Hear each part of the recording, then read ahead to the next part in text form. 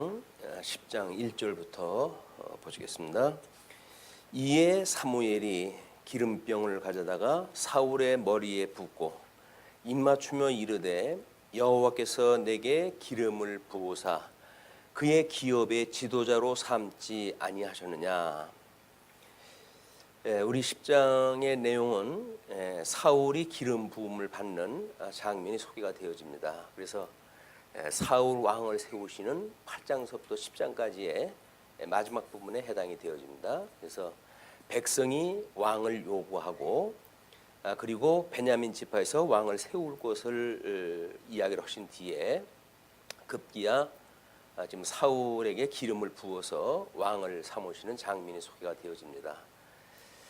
그런데 지금 우리가 왕을 세우신다고 하는 그런 그 일이 하나님 앞에 왕을 세우는 근본적인 어떤 일을 하시기 위한 것이 아니라 사울 왕을 세우심으로 해서 잘못되어진 제사의 제도를 지적을 하시고 그래서 제사 지김에 대한 질서를 잡는 과정에 지금 사울 왕을 쓰신다는 겁니다. 물론 그 사울 왕을 폐하시고 다윗 왕을 세우심으로 해서 왕직임에 대한 질서까지 잡아가시는 그런 그 내용이 지금 우리 사무엘상의 구조라고 이렇게 이야기를 했어요. 그래서 제사직임에 대한 질서를 잡기 위해서 하나님께서는 먼저 왕을 세우시는데 그 왕을 세우시는 그 사람이 지금 사울이 되어졌고 사울은 유감스럽게도 하나님의 그 뜻을 잘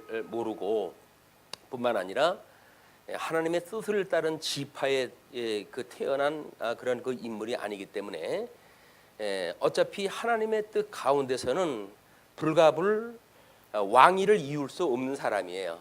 그런데 그 사울을 왕을 이제 세우셨다는 이야기는 이와 같이 제사직임에 대한 질서를 잡고 그리고 그 왕직을 폐위를 시키고 다윗 왕을 새롭게 위임을 함으로 해서 왕직을 세우시는 하나님의 놀라운 섭리가 이제 진행이 되어집니다. 물론 뭐 하나님의 섭리를 보게 되면 그런 게 맞습니다. 차자 중심으로 해서 계보를 잇는 방법도 마찬가지죠. 그래서 가인과 아벨을 하나님께서 택자와 불택자를 나누실 때에 가인이라고 하는 형을 취하지 않으시고 아벨이라고 하는 동생을 통해서 이 일을 갖다 해가신다든지 뭐 우리 다윗 왕과도 마찬가지죠. 유다 지파라고 하는 것이 지금 넷째 아들인데 그 넷째 아들로 왕위를 삼게 되어지고 그리고 이제 그 하나님께서 해가시는 섭리가 처음 돌판을 깨트리시고 다음 돌판을 통해 가지고 하나님의 뜻을 이루어 가시는 섭리를 하신다는 이야기는 끊임없이 첫 번째 것이 잘못되어진 것을 밝히셔요.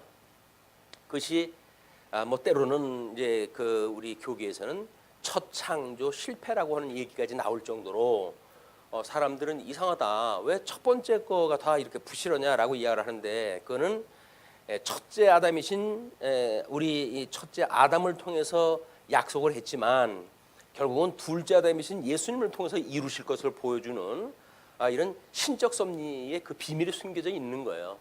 그런 걸 우리가 읽어내면 이렇게 뭐 어떤 계보를 따라서 또는 하나님의 기쁘신 뜻을 따라서 무엇을 이루어졌는가에 어떤 관심을 갖지 않고 무조건 오고 뭐 왕위를 받았다든가 무슨 은사를 받았다든가 하는 그런 거에 우리가 포커스를 맞추게 되어지는데 지혜로운 일이 아닙니다. 하나님이 섭리해 가시는 걸 보게 되면 잘못되어진 반열에다 둘 때는 하나님이 그렇게 쓰시다가 버리시겠다는 거예요. 또 우리가 예수님을 믿고 구원의 반열에 이제 있다고 믿고 신앙 고백을 하지만 자칫 잘못하게 되면 우리는 하나님의 기뻐하신 뜻이 아니라 하나님의 기뻐하신 뜻을 따른 성도들을 위한 도구의 역할을 하고 끝나요, 우리 인생이. 그것이 뭐 예수님이 섭리하셨을 때에 가룟 유다가 그런 축에 끼기도 했고 이런 그 많은 사례를 보게 되어집니다. 그래서 어떤 일을 무조건 하게 되어진 것이 중요한 것이 아니라 하나님의 기뻐하시는 뜻을 따라 되어졌는가라고 하는 뜻을 밝혀내는 일, 분별하는 일이 영적 예배의 기초가 되어진다는 이야기는 시사하는 바가 매우 큽니다. 뭐 교회를 우리가 이제 새롭게 개척을 하고 거기서 임직자를 세우고 무슨 일을 이렇게 해가지만 그런 그 일들 자체가 그냥 어떻게 보게 되면 우리 역사에서 보듯이 그 하나님이 원하시는 뜻을 이루시기 위해 가지고 역사를 그렇게 끌고 가신다는 거예요. 그래서 우리가 397년에 가서야 신약 성경이 하나님의 말씀으로 묶여지게 되어지는데 그때까지는 수많은 역사의 그런 그 일들이 지금 섭리가 되어집니다. 그러나 어떤 그런 그 일에 사역에 쓰임을 받았던 사람은 그렇게 쓰임을 받고 그냥 가는 사람들도 꽤나 많아요.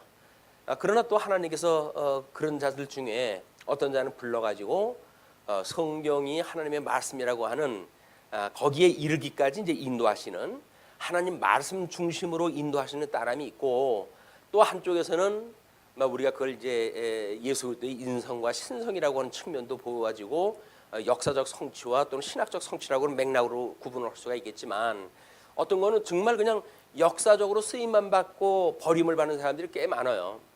그걸 우리가 하나님 앞에 부르심을 받은 사람은 이제 초청을 받은 사람은 많지만 부르심을 받은 사람들은 적다라고 하는 그런 하나님의 섭리하고도 맥을 같이 합니다. 그래서 어느 시대에 어떻게 우리가 쓰임을 받았는가라고 하는 그런 그 일은 하나님의 선하신 뜻을 분별하기 전까지는 그것이 정말 우리가 끝까지 우리를 위해서 섭리해 가시는 과정 중에 우리가 있는가 아니면 그렇지 않고 쓰임을 받다가 적당히 교회를 세우는 일에 조력을 하다가 또 뭐 교회가 나눠지고 쪼개지고 그렇게 하면서 복음이 없어지는 그런 그 교회들도 있게 되어지고 그냥 교회당만 남아가지고 결국은 종교적인 행위를 하다가 끝내 머무는 사람들도 많거든요. 그러니까 우리들이 그런 그 일들을 볼 때에 정말 어떠한 지금 하나님의 뜻을 우리가 이루고 계시는가, 나를 어떠한 도구로 쓰고 계시는가라고 하는 것을 분별하는 것은 아마 이 사울이라고 하는 초대 임금을 통해 가지고 우리가 그런 그 교훈을 이제 볼 수가 있다고 보여집니다.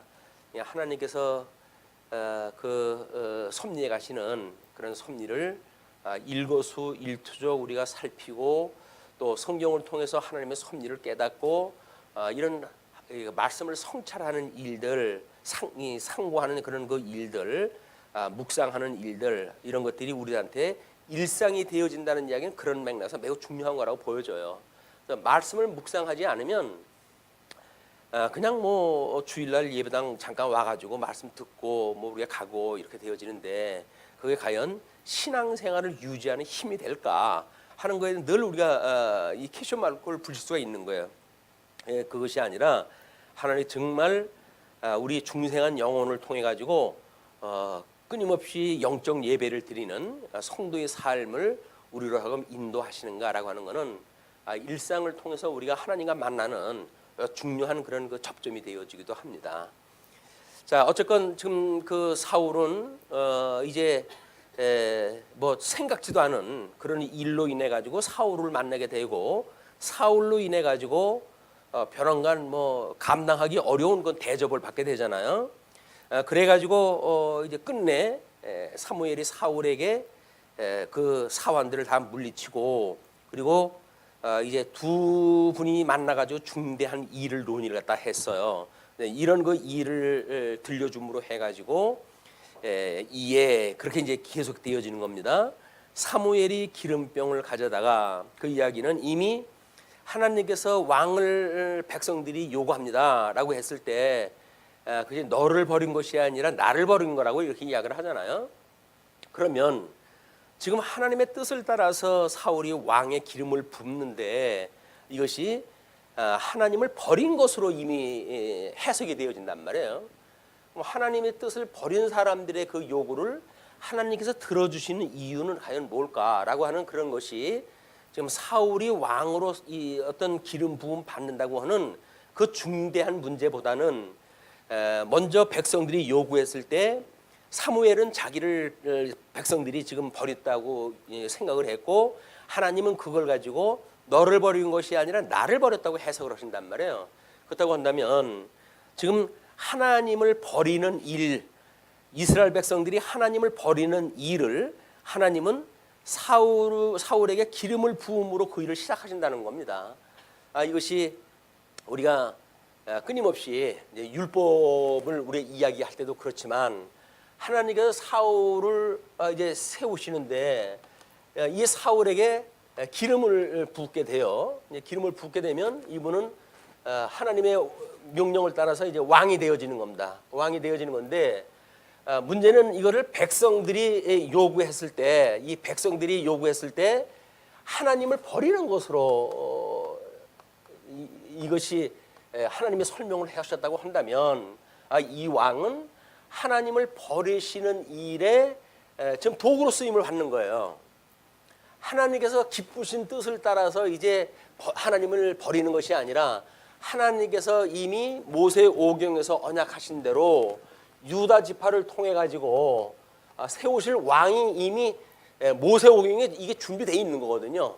준비되어져 있는 것임에도 불구하고 백성들이 아직 그 때가 이루지 않았을 때에 왕을 요구했고 그 요구했던 그들의 일에 대하여 하나님께서는 자신을 버린 것이다 이렇게 이야기를 하거든요. 그런데 그 주인공으로 좀 사울이 기름을 받고 왕이 되어지는 거예요. 그렇기 때문에 이 사울은 어차피 버림을 받을 수밖에 없어요. 인물이. 왜? 백성들이 하나님을 버리는 사역에 지금 쓰임을 받고 있기 때문에 그렇습니다. 같은 왕이라도 왕이 아닌 거예요. 그래서 하나님의 뜻을 따라 가지고 유다 지파로부터 왕의 홀이 끊이지 않을 것이라고 했던 그 언약을 인하여서 왕이 세워지는 것이 아니라 이미 다른 지파 베냐민 지파를 통해 가지고 왕이 세워진다는 이야기는 이 왕은 단기적으로 다윗을 왕으로 세우시기 위한 그냥 그런 그 왕일 뿐이에요. 어떻게 보면 사울은 불쌍한 인물인지도 몰라요. 그래서 하나님의 뜻을 따라서 다윗이 왕위에 올랐을 때에도 사울은 끊임없이 시기를 갖다 하고 죽이기로 작정을 갖다 하기도 하고 이런 자기 일생이 여기에 이제 주어지는 거 아닙니까? 그래가지고 결국은 다윗을 죽이지도 못하고 그 다윗과와 끝없는 갈등 관계를 가지고 결국 망하는 왕조의 이런 그 비참한 우리가 최후를 하다 보게 되어집니다. 이걸 인본적인 걸로 해서 이유를 찾을 수가 없어요. 사울이 불순종을 했기 때문에 그렇다 이렇게 찾아볼 수가 없는 거예요. 왜냐하면 언약 자체가 이미 하나님께서 12아들 언약자손이라고 하는 이 언약자손이 12아들로 되어져 있는데 이 12아들 중에 유다에게 약속하신 것이 다윗 임금을 통해 가지고 출생이 되어져 있기 때문에 이거는 모세 오경에서 언약되어진 대로 진행이 되어지는 거예요. 언약대로 되어진다고 한다면 다윗 왕을 바로 하나님께서 세워야 되는데 그렇지 아니하고 이런 과도기적 인물을 하나에 쓰신다는 겁니다. 지금 과도기적인 그 인물들이 얼마나 힘든지 몰라요. 어떻게 보게 되면 지금 문정부도 불쌍하게 짝이 없지 않습니까? 그 사람들이 뭐가 아쉬운 게 있어가지고 대통령이 돼가지고 말할 수 없는 악담을 다 듣고 지금 있잖아요. 옛날같이 서슬이 시퍼렇게 되면 그 앞에서 입 하나 벌릴 수 없는데 이젠 민주주의를 공식화하고 촛불 정부라고 해가지고 입을 열어놓으니까 이루 말할 수 없는 악담을 갖다 다 퍼붓는 거예요. 그 악담 들으면서 이제 그 사람은 어떤 이런 과도기를 지나야 되지 않는가 싶어요. 그래서 군사 독재의 시대가 지나고 새로운 민주 시대가 들었을까지의 과도기에는 끝없는 그런 그 한거가 있고 기득권에 부닥침이 있고 그럴 거는 뻔한 겁니다. 근데 그거를 지금 문정부라고 하는 이제 그쪽에서 이걸 담당하고 있는 걸로 보게 되면 사울 임금이 떠올라요. 참 그 운 나쁘게 이때 대통령이 돼가지고 험한 꼴을 보고 살아가는구나. 그분이 살아온 걸 보게 되면 없는 사람을 우회가지고 또는 억울한 사람들을 우회가지고 변호사 역할을 갖다 하고 그렇게 욕 먹을 일이 없어요. 근데 왕이 돼가지고 대통령이 돼가지고 욕을 다 먹는 거예요. 이런 그 문제가 자주한 어떤 이런 과도기에 있는 불완전한 시대에 있었던 현상들이에요. 이게 어떤 인간한테 뭐 책임을 돌린다든지 뭐 그렇기 때문에 그렇다든지 그런 건 아무 이유가 없어요. 과도기라고 하는 하나님의 큰 어떤 그 섭리의 물결 속에 그냥 거기에 있을 뿐입니다. 우리도 마찬가지죠. 우리가 그런 그 혼동기를 지나가지고 그래도 말씀을 제대로 우리가 이제 이해를 갖다 해서 말씀의 임재 또는 말씀을 양식으로 삼는 하나님의 백성 어린 양이 되어졌다고 하는 것을 이 말씀을 사모하고 말씀을 먹는 걸로 해가지고 우리는 확증을 받는 사람들 아닙니까? 우리는 그 말씀을 가지고 뭐 도구화를 하는 것도 아니에요. 그냥 그것이 일용할 양식이니까 양식을 삼아가지고 내가 하나님의 양이기 때문에 하나님 말씀을 먹고 사는구나 라고 하는 걸 우리 삶 속에서 끊임없이 확인해가면서 살아가는 일입니다.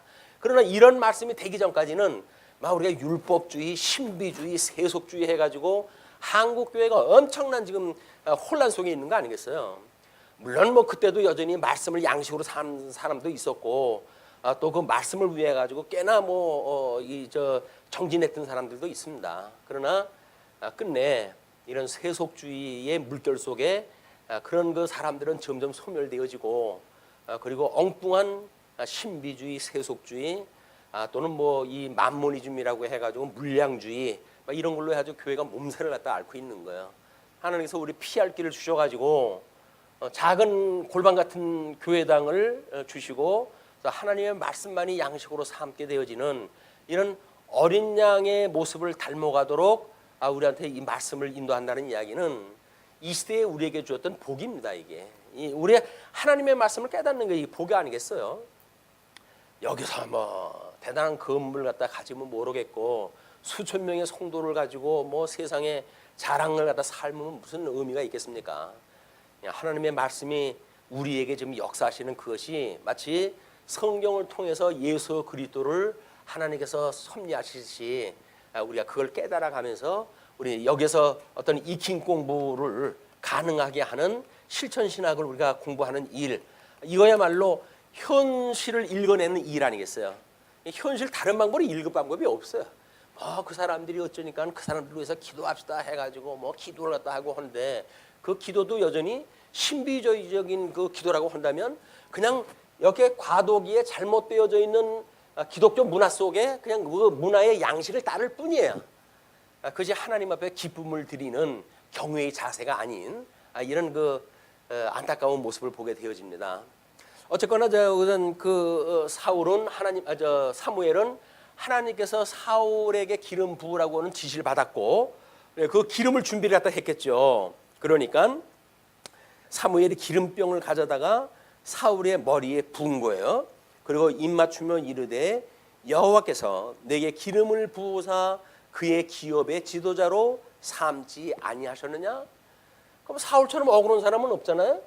아니 왜? 아니 흥할 왕이 따로 있고 자기 망할 왕으로 해서 세우다는 이야기는 뭡니까? 그런데 그건 사울 임금 하나로 끝나질 않습니다. 다윗 임금으로 해가지고 예수님 오실 때까지 그 왕들을 보게 되면 북쪽 이스라엘은 완전히 뭐 여로보암에 의해 가지고 북쪽 이스라엘을 나눠져 갔지만 남쪽 유다도 3, 4대 만에 끊임없이 악한 양이 뭐 이게 섭리하다 하다가 또 이제 선한 양이 와가지고 하나님 회개 역사를 다 하게 하시고 종교 개혁을 일으키게 하시고 때로는 유월절을 지키기도 하시고 뭐 이런 일들이 일어나는 거예요.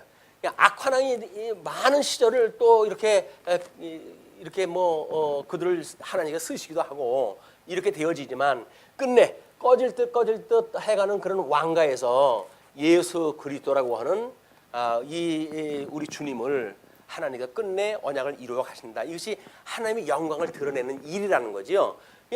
마이너스적인 하나님의 영광이라고 한다면 우리는 플러스적인 영광을 보고 있다라고 이야기했을 때 우리 교회의 어떤 개인적인 입장으로 본다고 하면 뭐 여기서 다른 교회처럼 좋은 교회로 해서 좋은 시설로 해가지고 우리 뭐 번듯하게 교회가 이루어졌으면 마치 플러스 것처럼 오해를 할 수 있잖아요.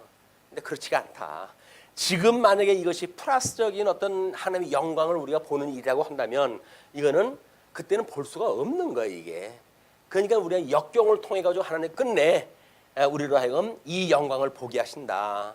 이게 하나님의 플러스적인 영광이에요. 어떻게 보게 되면 이스라엘 백성들이 다윗 임금과 솔로몬 임금을 해서 통일 왕국이 세워졌고, 이 통일 왕국을 통해 가지고 솔로몬의 성전이 만들어지지 않습니까? 이 솔로몬의 성전보다 결국 유수되어지고 그러나 회복이 되어져서 이때에 회복되어진 성전, 이 스룹바벨의 성전이 보잘것없는 성전이지만 이 전의 영광이, 전의 영광이 먼저 성전의 영광보다 승하게 하시기 위해서 이런 파란만장한 역사를 섭리하셨다는 거예요.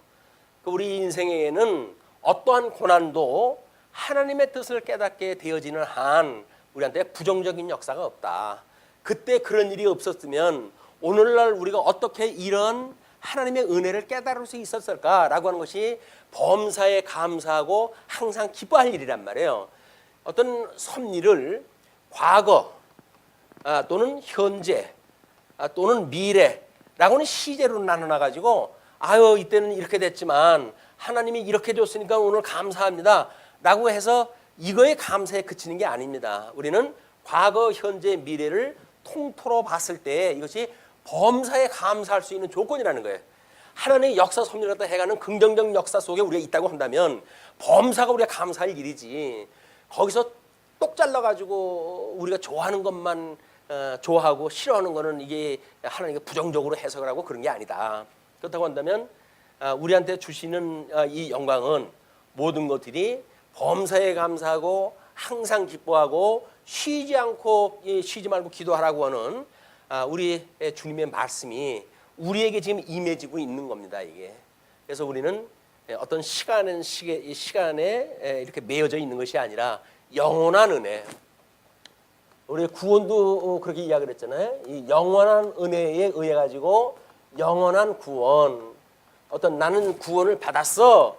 그러므로 현재는 어쩌고 저쩌고 미래는 어쩌고 저쩌고 하는 것이 아니라 영원한 구원이기 때문에 우리는 과거의 걸로 끝나지는 않는 거예요. 현재 걸로 끝나는 게 아니에요. 미래까지도 하나님께서 우리 견인의 삶을 이게 영원한 구원을 이루어 가신다고 하는 믿음을 가지고 우리가 살아가는 것. 그래서 하나님 앞에 구원이라고 하는 그 이야기는 어떤 시간 세계 속에서 이렇게 단절되어진 구원론이 아닙니다. 우리는 영원한 구원을 믿는 거예요. 죽었던 나를 살리신 분도 하나님이시고 나를 온전케 하셔서 우리 주님께 가는 그날까지 나를 인도하시는 분도 예수 그리스도라고 하는 이걸 믿고 살아가는 것이 우리의 구원의 문제다. 이 구원의 문제는 한없이 하나님의 영원한 은혜로 우리를 내려주셔야 되는 거기 때문에 우리가 쉬지 않고 기도할 수가 없는 거예요. 이게 끊임없이 그 은혜에서 하나님의 이 사역을 깨닫기도 하고 또는 감당하기도 하기 때문에 우리가 끊임없이 쉼없이 기도하는 일이다. 이것이 신구약 성경을 우리가 넘나들면서 하나님을 깨달아가는 우리 신지식에 대한 이해이기도 합니다. 자, 이제 그러면서 2절로부터 이제 8절까지 소개되어진 것도 그거예요. 기름 붓고 그다음에 이제 표적을 이야기하고 그러는데 내가 오늘 나를 떠나다가 베냐민 경계 셀사에 있는 라헬의 묘실 곁에서 두 사람을 만나리니, 이건 뭐 지금 현재로서는 지역을 확인할 수는 없다고 그럽니다. 그러나 예수님 오셨을 때에 그 2살 아랫자리에 아이들을 죽였다든지 이스라엘 백성들이 바벨론 포로로 가게 됐을 때 이제 여긴 어떤 그 라헬의 그런 그 무덤에 대한 그 예화를 통해 가지고 우리는 그냥 그 역사적 신학적 의미를 우리가 이제 살펴볼 수 있을 것뿐입니다. 그러나 라헬의 묘실 곁에서 두 사람을 만나리니 그들이 내게 이르기를 내가 찾으러 갔던 암나기들을 찾았는지라. 내 아버지가 암나기들의 염려는 놓았으나 너희로 말미암아 걱정하여 이르되 내 아들을 위하여 어찌하리요 하더라 할 것이요. 첫 번째, 하나님께서 이 사울에게 기름을 부어주고 왕이 되어질 것에 대한 표적적인 걸로 해가지고 첫 번째 사람을 만나가지고 나귀를 찾았다고 하는 그런 소식을 듣는다는 거예요. 그러나 나귀를 찾았던 일들은 차치하고 지금 사울을 잊어버린 그 일로 인해 가지고 너희 부모가 지금 걱정을 하고 있다라고 하는 이야기입니다. 그거를 소식을 갖다 들을 거예요. 그 다음에 그렇게 어찌하리요 하더라 할 것이요. 또 내가 거기서 더 나아가서 다볼 상수리 나무에 이르면 거기서 하나님을 배우려고 베델로 올라가는 세 사람을 만나리니, 세 사람을 만나는 예를 갖다 들어가지고 좀 소개가 되어집니다. 그 세 사람을 만나게 되어지는데, 한 사람은 염소 새끼 셋을 이끌었고, 여기서 염소 새끼 셋을 갖다가 이제 이끄는 것이 소개가 되어졌고, 한 사람은 떡세덩이, 한 사람은 떡세덩이, 그 다음에 한 사람은 포도주 한 가죽 부대를 가진지라, 포도주 한 가죽 부대를 이제 갖고 있는 세 사람을 만날 것 같다 이야기다 하는 겁니다. 그러면서 그들이 내게 문안하고 떡 두 덩어리를 주겠고 넌 그의 손에서 받으리라. 그래서 여기서 떡 두 덩어리를 준대요. 그럴 때 내가 그걸 받을 거래요. 그러면서 그 후에 내가 하나님의 산에 이르리니 그곳에는 블레셋 사람들의 영문이 있느니라. 거기서 블레셋 사람들의 영문이 있는 적군입니다. 적군이 있는 영문에 도달을 하게 되어지는데, 그 성읍으로 들어갈 때에 선지자의 무리가 산당에서부터 비파와 소고와 저와 수금을 앞세우고 예언하며 내려오는 것을 만날 것이요. 그래서 선지자가 만날 걸 이야기합니다. 선지자를 만날 걸 이야기하다 하고, 그 다음에 내게는 여호와의 영이 크게 임하리니 너도 그들과 함께 예언하고 함께 하고 변하여 새 사람이 되리라. 그래서 지금 그 사도 사울 임금이 뭔가 내적 변화가 있을 걸 이제 예고를 갖다 합니다. 그러면서 이 징조가 내게 임하거든 너는 기회를 따라 행하라. 하나님이 너와 함께 하시느니라. 기회를 따라 가지고 이제 하는데 하나님이 너와 함께 하니까 하나님께서 그 길을 인도하시겠다는 거지요. 너는 나보다 앞서 길갈로 내려가라. 내가 네게로 내려가서 번제와 화목제를 드리니 내가 네게 가서 내가 행할 것을 가르칠 때까지 7일 동안 기다리라. 그래서 7일 후에 사무엘이 지금 이제 오겠다는 이야기예요. 사무엘이 지금 예언을 했다 하고 앞서 내가 가게 되면 내가 이게 7일 후에 너를 만나 가지고 2차 여차한 일을 하겠다 그런 그 이야기죠. 자, 그러면서 9절로 13절을 보시게 되면 하나님의 심히 임하여 예언하는 사울을 소개합니다. 그가 사무엘에게서 떠나려고 몸을 돌이킬 때에 하나님이 새 마음을 주셨고 그날 그 징조도 다 응하니라. 이것이 그날로 다 응해요. 그리고 사울이 새로운 그 징조로 해가지고 새 사람이 되어지는 그런 체험을 하게 됩니다. 다른 것이 객관적이라고 한다면 자기 자신에게 있는 변화는 이건 뭐 부정할 수 없는 주관적인 문제 아닙니까? 이거를 지금 깨닫게 되어지는 일입니다. 그래서 그들이 산에 이를 때에 선지자의 무리가 그를 영접하고 하나님의 영이 사울에게 크게 임함으로 그가 그들 중에서 예언을 하니 전에 사울을 알던 모든 사람들이 사울이 선지자들과 함께 예언함을 보고 서로 이르되 기스의 아들에게 무슨 일이 일어났느냐? 사울도 선지자들 중에 있느냐 하고 없던 일이에요. 지금 없던 일인데 벼랑간 예언을 했다 하니까 그 알고 있는 사람들이 다 이제 그렇게 이야기를 하는 겁니다. 그리고 그곳에 어떤 사람은 말하여 이르되 그들의 아버지가 누구냐 한지라. 그러므로 속담이 되어 이르되 사울도 선지자들 중에 있느냐 하더라. 그러니까 느닷없이 되어진 일들을 보고 속담이 하나 만들어졌어요. 그것이 뭐냐면 사울도 선지자들 중에 있느냐 하더라. 이제 그런 그 속담이 만들어졌다는 겁니다. 사울이 예언을 하기를 마치고 산당으로 가니라. 그래서 사무엘의 지시를 따라 가지고 지금 산당까지 갔어요. 산당까지 갔는데 이제 그 예언하던 그런 그 모든 그 일을 멈추고 14절로부터 16절 귀로의 사울이 그 숙부를 만나게 됩니다. 사울의 숙부가 사울과 그의 사환에게 이르되 너희가 어디로 갔더냐. 사울이 이르되 암나기들을 찾다가 찾지 못하므로 사무엘에게 갔었나이다 하니 사울의 숙부가 이르되 청하노니 사무엘이 너에게 이른 말을 내게 말하라 하니라. 사실은 사울은 사무엘이 어떤 인물인지 몰랐잖아요. 근데 아마 그의 그 숙부는 나이가 있으니까 사무엘이 유명한 사사라고 하는 걸 알고 있었던가 보죠. 무슨 얘기를 했을까 궁금했던 것 같아요. 자기한테 이야기를 하라고 그럽니다. 그러니까 사울이 그의 숙부에게 말하되 그가 암나기를 찾았다고 우리에게 분명히 말하더이다 하고 사무엘이 말하던 나라의 일은 말하지 아니하니라.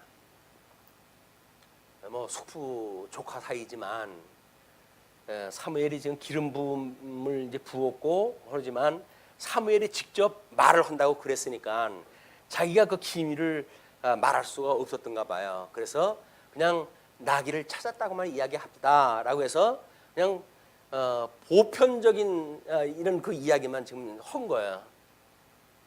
뭐 특별한 어떤 신적 섭리에 대한 것을 감추고 지금 숙부에게 답변을 다 합니다.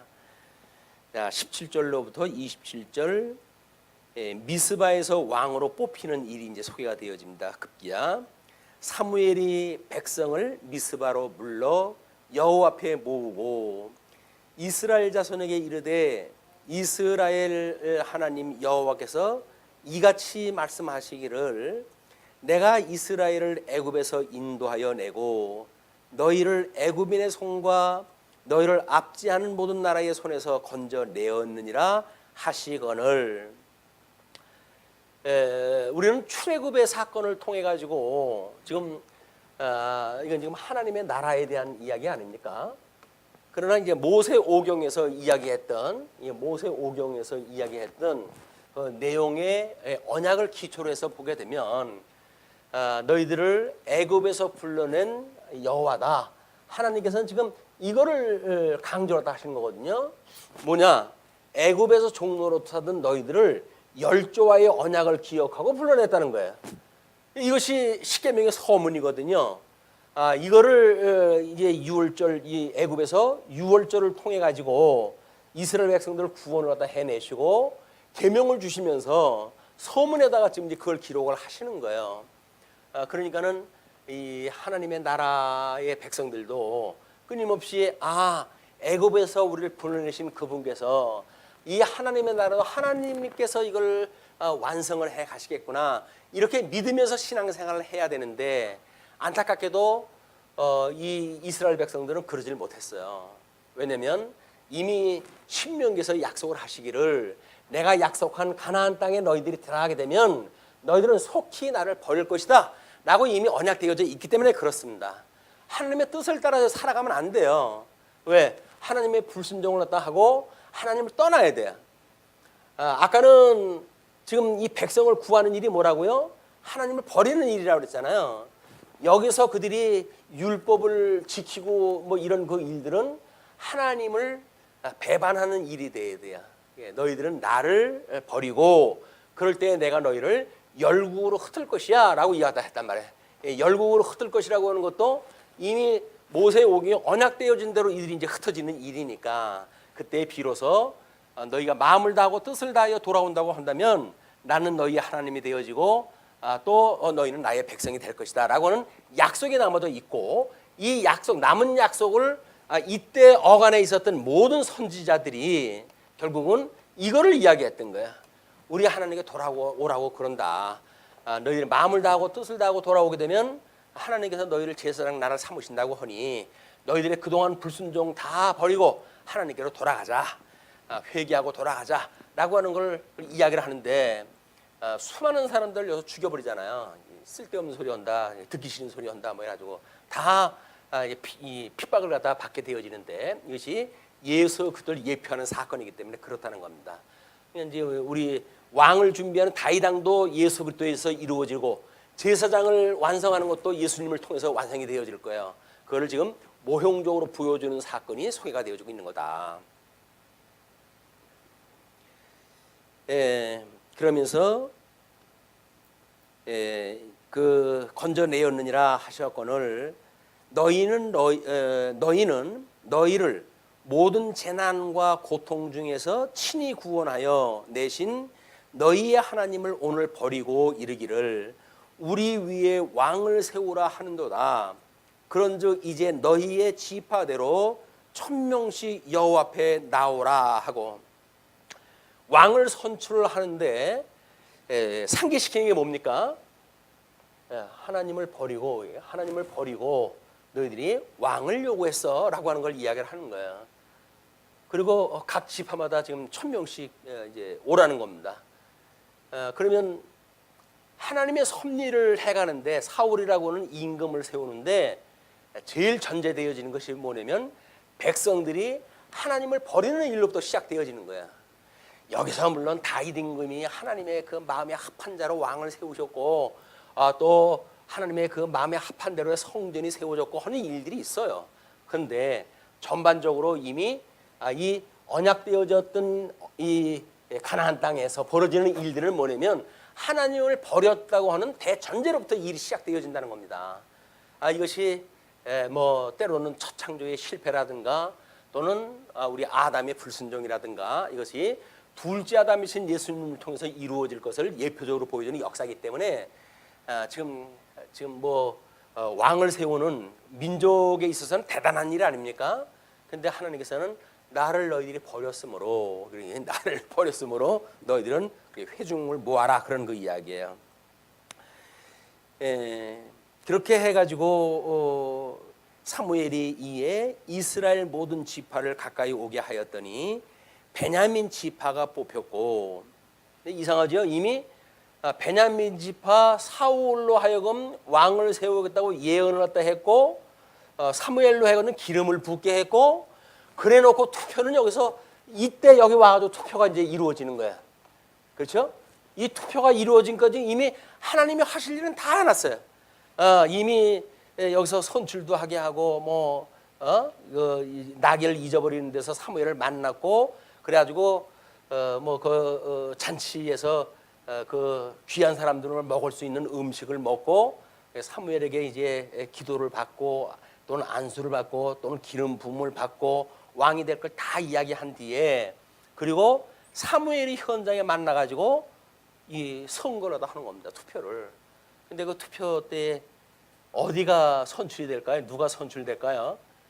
우리는 이 앞에 거는 역사를 다 봤지만 요거까지는 아직 성경을 읽지는 않았기 때문에 이건 미지의 역사예요. 그렇지만 이미 우리는 성경을 통해서 사울이 뽑힐 걸 다 알고 있어요. 그래서 우리가 참 신통한 사람인 거예요. 신통한 사람들이 사울이 선출에 뽑힐 걸 다 알고 있어요. 자, 그래서 베냐민 지파를 그들의 가족별로 가까이 오게 하였더니 마드리의 가족이 뽑혔고, 그 중에서 기스의 아들 사울이 뽑혔으나 그를 찾아도 찾지 못한지라. 그러므로 그들이 또 여호와께 묻되 그 사람이 여기 왔나이까? 여호와께서 대답하시되 그가 진보다리들 사이에 숨었느니라 하더라. 사울이 자기 그 숙부한테도 이 비밀을 말하지 못했던 사람인데 지금 뭐 12지파를 다 모아놓고 1000명씩이나 되는 사람들을 모아놓고 지금 이 엄청난 일이 벌어지고 있잖아요. 간이쪽으로 아주 거기 못 있는 거예요. 그래서 한 구디에 숨어 있게끔 이렇게 되어졌어요. 그러니까 그들이 달려가서 거기서 그를 데려오매 그가 백성 중에 서니 쫄아가지고 숨어 있는데 그걸 끌고 오니까 그 했던 모습하고는 다르게 그 이야기죠. 다른 사람보다 어깨 위만큼 컸더라.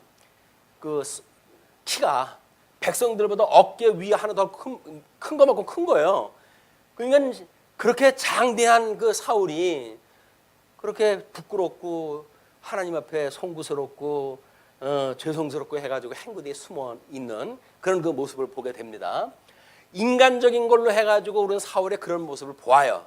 그러나 하나님이 섭리를 갖다 해가실 때 보게 되면 얼마나 사악해지는지, 얼마나 이렇게 하나님의 그런 법도를 어긋난 일을 갖다 하는지 우리는 보게 됩니다. 그래서 이거는 인간의 생김새가 만들어가는 것이 아니라 하나님께서 섭리를 갖다 해가신다고 하는 걸 보게 되어지는 거죠. 자, 사무엘이 모든 백성에게 이르되 너희는 여호와께서 택하신 자를 보느냐? 모든 백성 중에 짝할 리가 없느니라 하니 모든 백성이 왕의 만세를 외쳐 부르니라. 난리 났어요. 이제 이거 큰일 났어요. 그 왕이여 왕의 만세수 하소서 해가지고 만세를 부르고 그러니 이게 주체 못하는 거 아니에요. 이걸로 더 좋겠어요. 한 군데에 숨었다가 끌려 나와가지고 이 꼴을 다 보고 있으니 아유 너무 민망해가지고 이게 인간 사울로서의 그냥 품성이에요. 그 사람이 어떤 하나님의 그런 은혜를 깨닫고 신적으로 해가지고 겸양을 한다든지 그런 것이 아니라 그냥 생겨먹길 그래 생겨먹은 사람이에요. 그런데 그렇게 하나님 앞에 겸양을 떨고 있던 사울에 우리는 변화되는 모습을 이제 봐가야 돼요. 그래서 인간의 품성이 하나님의 의를 이루어가는 데 도움이 되어지는가? 전혀 그렇지 않다는 겁니다. 그냥 여기서 우리가 이래야 되지 저래야 되지라고 하는 인간 윤리의 당위가 얼마나 무용한가라고 하는 걸 확인할 수가 있어요. 오직 우리 대주제가 되시는 예수 그리스도 이분의 형상을 닮아가기를 원하는 하나님의 말씀의 상고함이 우리들의 이런 그 뜨거운 마음을 갖게 하시고 그래서 예수님의 형상을 닮아가도록 주님께서 우리들에게 은혜의 양식을 내려주시고 깨달음을 주시고 우리를 변화시켜 한다. 그냥 현재 우리가 사울보다 인품이 못했다고 해가지고 좌절할 필요가 없어요. 왜? 인품이 좋았던 사울 하나님께 버리시려고 한다면 다 쓸모없는 인품이지만 하나님께 쓰시고도 하신다고 하면 하나님께서 정말 어처구니 없는 그런 그 인생들을 불러가지고 죽었던 인생을 불러가지고 하나님의 사역자를 세우신다고 하는 이것이 오늘 우리들의 위로의 말씀입니다. 그래 생겨먹기를 이래서 저는 이런 겸행의 이야기 할 필요가 없어요. 우리는 다 죽었던 인생들입니다. 죽었던 인생을 주님께서 살려주셨고 이제는 하나님의 선한 뜻이 무엇인가를 끊임없이 분별하게 하시고 그래서 우리 머리 대신 예수 그리스도의 형상을 닮아가기를 원하는 마음을 주시고 거기에 우리 기초석을 삼아서 우리 온전케 예수 그리스도를 바라보며 살아가는 우리가 신앙생활을 하게 되었다. 왕의 만세를 외쳐 부르니라. 25절서부터 이제 사무엘이 나라의 제도를 백성에게 말하고 책에 기록하여 여호와 앞에 두고 모든 백성을 자기 집으로 보내매. 우리 앞에서 그는 확인했다 했죠. 너희들이 왕을 만약에 그렇게 요구를 하는데 왕을 세우게 되면 그 왕이 너희들의 세금 받고 너희 백성들 종으로 부려먹고 너희들 농사 짓게끔 만들고 그거 다 뺏어가고 그럴 거야. 그걸 다 이야기를 했거든요. 왜냐면 대표니까. 그래서 모든 백성들이 대신해가지고 그 일을 다 감당하다 해야 되는 일이에요. 그런데 다윗 임금을 통해서 하면 다윗이 모든 걸 다 이루어가는 일이지만 인간이 요구하는 왕을 세우게 되면 백성들이 다 그 일을 다 해야 된다. 어떻게 보게 되면 우리들한테 우리 성도의 대표로 해가지고 장로를 뽑고 그다음에 노예에서 파송되어진 목사로 해금 우리 교회의 대표를 삼잖아요. 그래서 교인의 대표와 그다음에 교회의 대표가 모여가지고 지금 당회를 이루어가지고 교회 정치가 시작되어지는 겁니다. 그래서 우리 장로교회는 삼심제를 이야기를 하는데 당회의 1심, 노회의 2심, 총회의 3심 이렇게 해가지고 성도의 억울함을 당치 않는 7회를 주신 거예요. 이게 그렇기 때문에 당회는 이 7회, 삼심제의 7회의 가장 기본적인 그 회라고 하는 걸 우리가 기억을 해서 얼마나 믿음의 성도들에게 이런 치유를 갖다 하면서 상처를 갖다 주지 않아야 될 것, 우리가 치유를 갖다 해야 될 것이 무엇인지 이걸 돌아보는 일이 당회의 일입니다. 근데 이런 그 일을 망각하고 내가 교인의 대표야라고 하는 걸 가지고 이 교인들 위에 이제 그 군림하려고 하는 순간 세상 정치하고 똑같은 정치판이 벌어지는 겁니다. 우리는 교인의 대표라고 한다면 마땅히 교인들의 대표답게 뭐 선량이라고 하고 뭐 우리가 좋은 얘기는 다 정치권들 써요. 그런데 이 세속적인 문화를 교회에서 그냥 끌어다가 드리는 바람에 성도를 섬겨야 될 치료회가 오히려 이제 그거를 무참하게 밟는 이런 거짓 짐승 권세에 흉내를 내는 안타까운 모습이 교회에서 벌어지고 있다. 당회라고 하는 치료회의 조건은 철저하게 섬기는 일로부터 시작이 되어진다. 그래서 아마 우리 오전에 공부했던 것처럼 이제 금식에 대한 마지막 그 건이 나오게 되어지는데 어린 양 권세를 믿는 권세의 그 시행 방법이 금식이라고 하는 방법이에요. 나를 부인하고 십자가에 못 박아 죽임을 당하시는 예수 그리스도, 그 그리스도의 사역이야말로 당신을 비워내는 일입니다.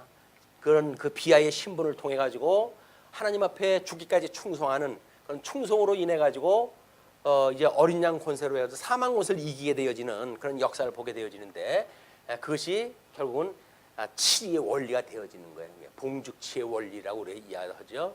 다스림이라고 하는 것은 섬김으로 해가지고 다스리는 교회의 정치 원리가 이제 거기서 태동이 되어지는 겁니다. 그런데 사울도 이제 기브와 자기 집으로 갈 때에 마음이 하나님께 감동된 유력한 자들과 함께 가느니라.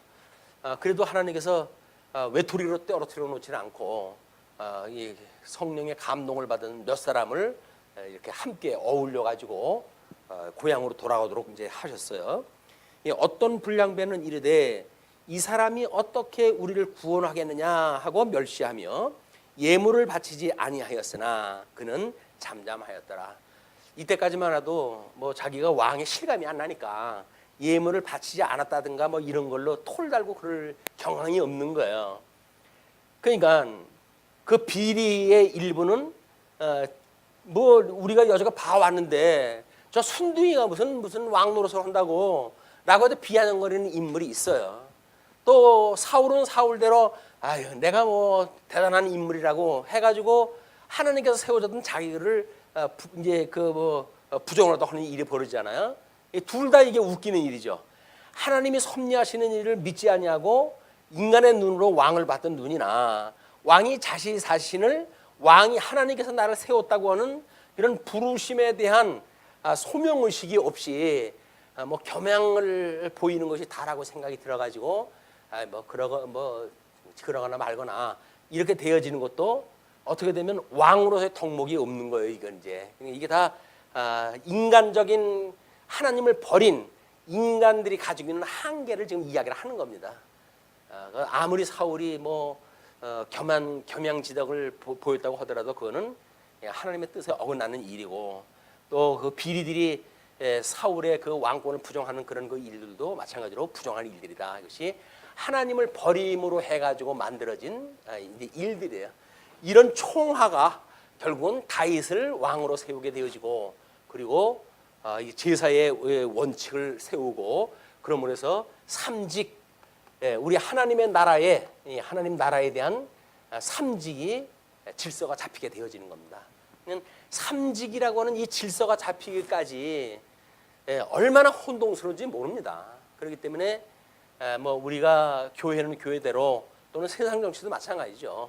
뭐 지금 뭐 대법원의 그 일들을 갖다 보니까 아니 배울 만큼 배웠고 그 좋은 자리에 있는 사람들이 어떻게 그 삼권이 분립이 되어져 있는데도 불구하고 행정권에다가 목을 내밀고 그런 그 무참한 일을 갖다 했는지. 그리고 요즘은 또 뭐 아는 게 법이니까 그 법 가지고 지네들 구속받지 않으려고 해서 수십 명씩 막 증인들 청원하고 그러잖아요. 왜 시간을 자꾸 밀어내려고. 이것이 아주 법대로 못 사는 인간들이 법을 지고 있는 그런 그 불상사입니다. 이게 무질서에서 질서로 잡혀가려고 한다면 시간이 제법 걸립니다. 그래서 우리 적폐청산이라고 하는 그런 그 일은 단순간에 될 일이 아니에요. 끊임없이 그 공시대에 살고 있는 우리 국민의식이 깨어지고 스스로 우리가 이렇게 변화되어진 인격을 가지고 우리 나라에 대한 것도 살펴봐야 되고 주님의 몸된 교회도 마찬가지죠. 한 인물이 등장해가지고 질서 잡혀가는 게 아니에요. 모든 그 직원들이 우리가 어떤 하나님의 기뻐하신 뜻이 무엇인지 이걸 영적 예배라고 이렇게 이야기했어요. 영적 예배의 질서를 갖다 보게 되면 우리 이제 하나님의 뜻 선포, 이 뜻을 분별하는 일은 이거는 교회에서 목사가 말씀 선포함으로 해가지고 이루어진다고 그러지 않았어요? 그러면 이제 이걸 믿음의 분량만큼 생각하는 것, 이것이 뭘로 등장이 되어집니까? 우리 믿음의 분량인데 그 믿음의 분량만큼 우리들이 여기서 우리 직임을 갖다 수용하는 그 일들이에요. 그걸 뭐 우리는 뭐 십자가의 도라고 이야기를 하고 성례라고 이야기를 하고 이런 그 여러 가지 이제 말씀을 우리가 얼마큼 깨달아 있는가에 대한 총화가 이루어가기 때문에 그렇습니다. 그리고 주신 은사를 실현할 텐데 그 은사 실현하는 것이 재직회를 통해 가지고 우리는 은사 실현한다 그러지 않았어요? 그러니까 우리 믿음의 분량만큼 선례를 또 한다는 얘기는 자기를 비워내는 일인데 그 비워내는 일이 연보라고 하는 행위를 통해 가지고 이루어지고 여기서 재직회의 모든 우리들의 이 사랑의 수고라고 하는 그런 그 이야기는 사랑의 수고는 각 부서별로 해가지고 맡은 은사를 실현하는 걸로부터 진행이 되어진다. 그래서 우리 어떤 행정 교회의 일 또는 연보의 일 또는 말씀을 듣는 일 이것이 우리 교회의 그 일이라고 그랬어요. 물론 뭐 우리 성령의 말씀의 도라고 하는 이걸 이야기할 때에는 이 기도와 그다음에 찬송과 여기 다 포함되어진 개념이겠죠. 이런 걸 통해 가지고 우리가 일이 이루어지고 우리 재직회를 통해 가지고 교회 행정을 통해 가지고 은사가 실현됨으로 해 가지고 우리 주님의 몸된 교회, 우리 교회의 영적 예배를 개인적으로 또는 우리 전 교인적으로 이걸 체험하면서 살아가게 되어지는 거다. 우리는 지금 이스라엘의 건국에 대한 걸 이야기를 하고 있지만 이건 주님의 몸된 교회 마태복음에서의 어떤 직임에 대한 질서일 수도 있고 이건 실천신학적으로 지금 우리 몸된 교회 성도들이 어떻게 이런 질서를 잡아가는가에 대한 문제이기도 해요. 같은 맥락으로 이해를 하시게 되면 아마 우리 하나님의 그 선하신 뜻을 따른 우리 신앙생활이 진일보 되리라고 믿습니다. 자, 오늘은 여기까지 말씀하고 기도하시겠습니다.